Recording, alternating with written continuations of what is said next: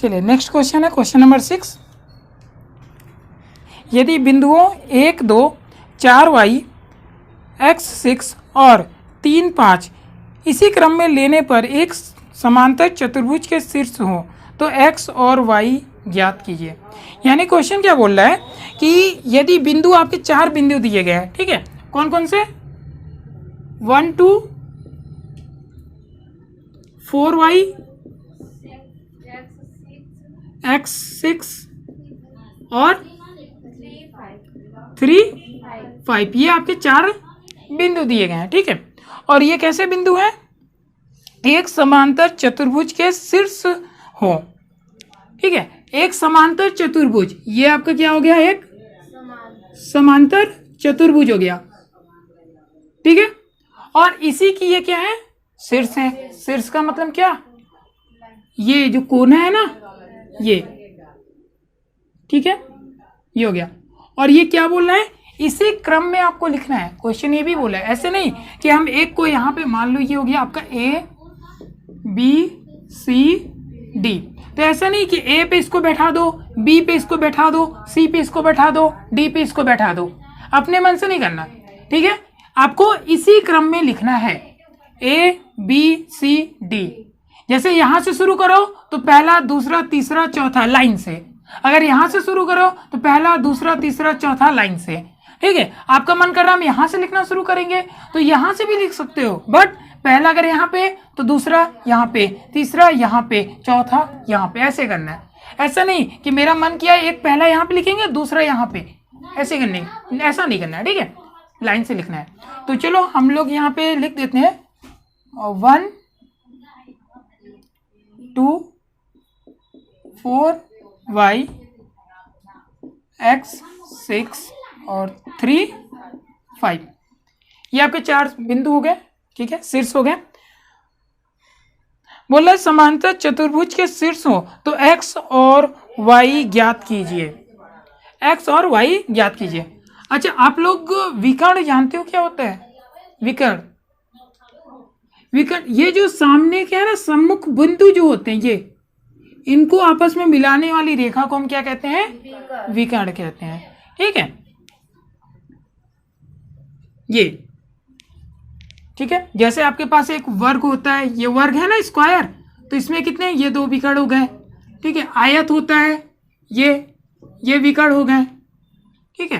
तो ये क्या है, समांतर चतुर्भुज के 2 विकर्ण हो गए, ठीक है। अब यहाँ पे क्या होता है कि ये जो विकर्ण है ये क्या होते हैं, समांतर होते हैं, ठीक है। समांतर चतुर्भुज के विकर्ण समांतर होते हैं और ये क्या करते हैं, एक दूसरे को प्रतिच्छेद करते हैं, ठीक है। तो यहाँ पे आप क्या लिखोगे, समांतर चतुर्भुज के विकर्ण एक दूसरे को मध्य बिंदु पर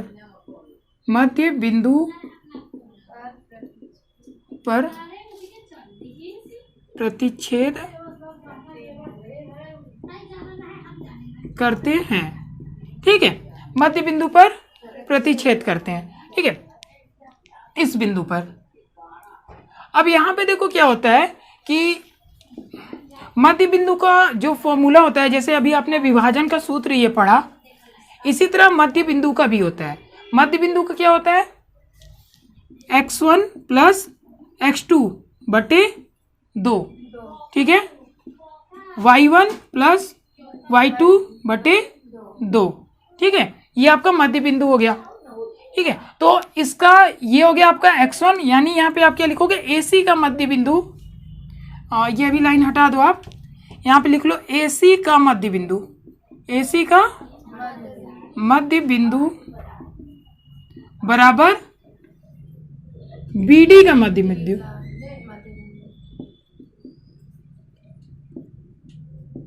BD का मध्य बिंदु, ठीक है। आपने क्या लिखा है कि जो विकर्ण है ये एक दूसरे को मध्य बिंदु पर प्रतिच्छेद करते हैं। तो आपकी पहला विकर्ण कौन है, AB हो गया, दूसरा विकर्ण कौन है, BD हो गया, ठीक है। तो AC का मध्य बिंदु बराबर बी डी का मध्य बिंदु, दोनों क्या होंगे, बराबर ही होंगे। ठीक है, तो इसका फॉर्मूला क्या होता है, x1 plus x2 by 2, y1 plus y2 by 2, ये आपका AC का मध्य बिंदु हो गया, इक्वल टू BD का वही x1 x2 by 2, y1 plus y2 by 2 हो गया। ठीक है, अभी क्या करेंगे, x1 की वैल्यू लिख दो। देखो ऐसे नहीं कि कुछ भी लिख देना, आप इसको देखो क्या लिखा है, AC का मध्य बिंदु, तो इसका x1 y1 लोगे तो इसके लिए ये होगा x1, ये होगा y1, ये होगा x2 और ये होगा y2। तो x1 कितनी 1 हो गई, y2 कितनी x2 कितनी x हो गई बाई 2, y1 कितनी 2 हो गई, y2 कितनी 6 हो गई बाई 2। x1 कितना, अब देखो ये किसका है, BD का है, तो हम इधर वाले को देखेंगे। ठीक है, ऐसा नहीं कि कुछ भी लिख देना, BD बोला है तो BD वाले को देखेंगे। तो BD के लिए x1 y1 x2 y2, तो कितना हो जाएगा, x1 3 और x2 4, y1 y2 5 plus y by 2। अब आगे क्या करना है आपको, x और 1 प्लस हो नहीं सकता कभी, क्यों, x और 1 यानी एक आपकी जो चर और अचर राशि, वेरिएबल और कांस्टेंट वैल्यू कभी जुड़ती नहीं है। तो हम यहाँ पे क्या करेंगे, वही पीछे जो किया था, दोनों पक्षों की क्या करेंगे, तुलना करने पर, दोनों पक्षों की तुलना करने पर, दोनों पक्षों की तुलना करने पर, ये x होता है, ये y होता है, ये x ये y, तो x का x से करोगे, y का y से करोगे ना, तो 1 plus x by 2 equal to 3 plus 4 by 2। ठीक है, अब क्या करें बताइए, क्रॉस मल्टीप्लाई करेंगे। ठीक है, तो 2 का 1 में करो 2 आएगा, 2 का x में करो 2x हो जाएगा, 2 का 3 में करो ये 14 हो जाएगा सीधे। कैसे, 4 3 7, 4 3 7 और 2 से गुणा करोगे 7 दूनी 14। ठीक है, अब क्या करें, 14 माइनस 2 कर सकते हैं, बोलो कितना आएगा, 2x इक्वल टू 12 होगा, 14 में से 2 गया 12 ही तो बचेगा, और ये x इक्वल टू 12 बाई 2, ये दोनों कट जाएगा, x इक्वल टू 6, x की वैल्यू कितनी आई 6 आई। और y की तुलना करने पे, ये तो अभी x की किया ना, तो इसकी तुलना करोगे तो क्या आएगा, 2 प्लस 6 बाई 2 और ये क्या होगा 5 प्लस y बाई 2। सेम यहाँ भी, तो ये कितना होगा 8 होगा, 8 होगा ना, 6 और 2 8 होगा, 8 2 जा, और नहीं तो आप डायरेक्ट यहाँ पे ऐसे लिख लो, चलो एक लाइन और बढ़ जाएगी, ये देखो ये कट जाएगा, कितना आएगा 4 1, तो 5y बराबर 8। ठीक है, ये हो जाएगा ना, 2 4 जा 8 बन जाएगा, और ये 1 से मल्टीप्लाई करोगे तो वही आएगा। ठीक है, अब क्या करेंगे, y इक्वल टू 8 माइनस 5, तो y इक्वल टू कितना आया 3 आया। ठीक है, तो क्वेश्चन क्या आपसे बोला था, x और y की वैल्यू, तो x की वैल्यू कितनी हो गई 6 हो गई, y की वैल्यू 3 हो गई। ठीक है, कॉपी कर लीजिए, फिर क्या छोड़ दिए, चलिए कोई बात नहीं। क्वेश्चन नंबर 7, ठीक है, क्वेश्चन नंबर 7 क्या कह रहा है, बिंदु A के निर्देशांक ज्ञात कीजिए जहां AB एक वृत्त का व्यास है जिसका केंद्र 2 - 3 है तथा B के निर्देशांक 1 4 है। देखो क्वेश्चन बहुत ही सिंपल है, आपको क्या बोला है कि यहाँ पे क्या है, एक वृत्त है, ये क्या है एक वृत्त है, और इस वृत्त में व्यास किसे कहते हैं, वृत्त का व्यास क्या होता है बताओ, ये जो आपकी दो बिंदुओं को मिलाने वाली सबसे बड़ी रेखा होती है उसी को हम व्यास बोलते हैं।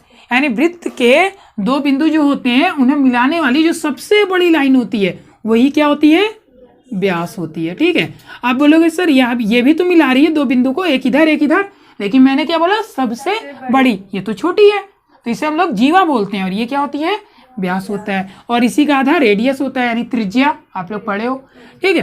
तो ये क्या बिंदु है, बिंदु ए। ये क्या बिंदु है, बिंदु बी। बीच में कौन सा बिंदु है, केंद्र है, ठीक है। केंद्र को आप ओ मान लो, ठीक है। तो आपका केंद्र का निर्देशांक कितना दिया हुआ है, 2 - 3, ये दिया हुआ है, ठीक है। और ए का निर्देशांक आपको ज्ञात करना है, ये एक्स वाई है ना, इसका आपको ज्ञात करना है, पता लगाना है, ठीक है। और बी का निर्देशांक क्या है, 1,4, ये बी का निर्देशांक है, ठीक है। यानी आपके क्वेश्चन में क्या दिया हुआ है, बी का निर्देशांक दिया हुआ है, केंद्र का निर्देशांक दिया हुआ है, और ये ए का पूछ रहा है, यानी एक्स वाई आपको ज्ञात करना है, ठीक है। अब देखो इसके लिए क्या करोगे आप, x का मान निकाल लो, y का निकाल लो, x y निकालोगे, दोनों रख दोगे, निर्देशांक मिल जाएगा, ठीक है। तो इसको करना कैसे है, देखो अभी आपने क्या पढ़ा, दो बिंदु और मध्य बिंदु को निर्देशांक के लिए आपने एक फॉर्मूला भी पढ़ा था, क्या होता है, x1 + x2/2 y1 + y2/2, ये क्या होता है, मध्य बिंदु का निर्देशांक होता है, ठीक है। तो मध्य बिंदु यहाँ पे दिया हुआ है, ठीक है। तो यहाँ पे क्या लिखोगे, ए बी के मध्य बिंदु का निर्देशांक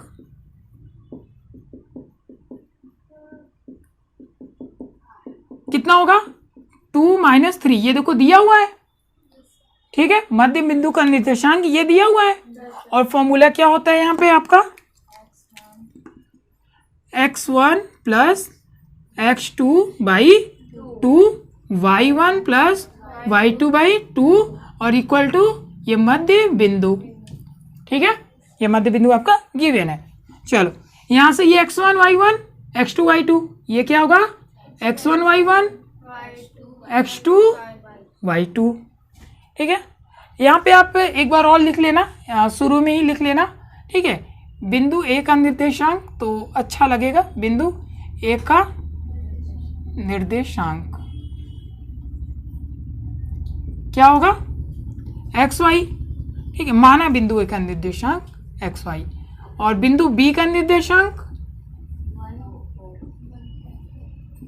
1 4, ठीक है। अब x1 y1 x2 y2 value रख दो, x1 कितनी x, x2 कितनी 1/2, y1 कितनी y, y2 कितनी 4/2 इक्वल टू 2 - 3, ठीक है। अब क्या करें बताओ, क्या करें बोलो, दोनों पक्षों